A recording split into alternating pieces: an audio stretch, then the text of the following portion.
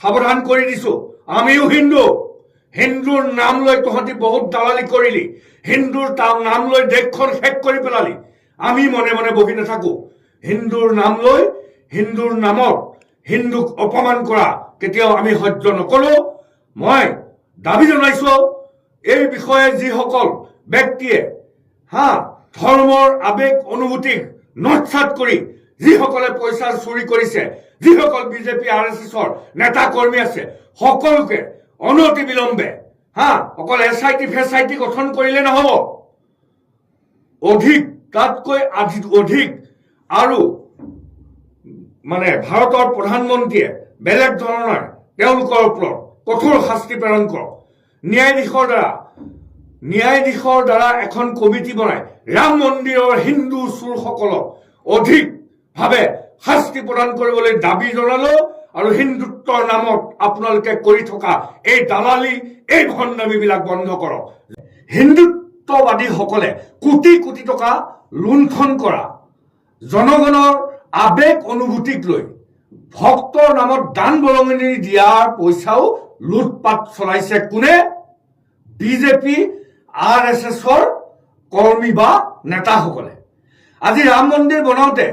যি কৃতিত্ব লৈছিলে প্ৰধানমন্ত্ৰী নৰেন্দ্ৰ মোদী ডাঙৰীয়াই কিন্তু আজি নৰেন্দ্ৰ মোদী ডাঙৰীয়াই শত শত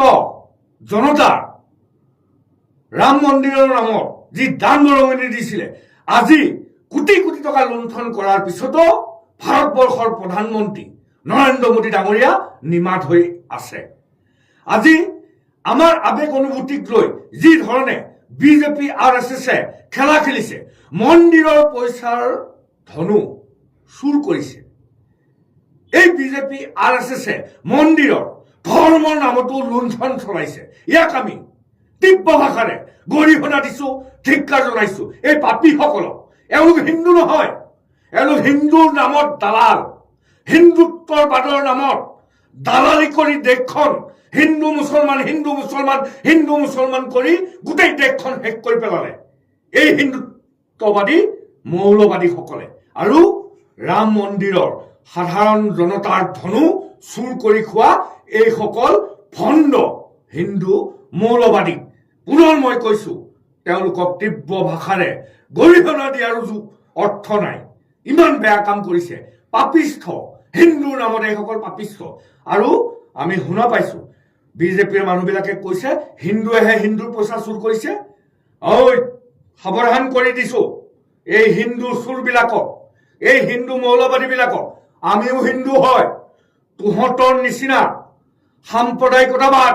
হিন্দু মুছলমান কৰি দেশখন শাসন কৰি গোটেই ভাৰতখন ধ্বংস কৰি পেলালি তহঁতি আৰু এতিয়া হিন্দুৱেহে হিন্দুৰ পইচা চুৰ কৰিছে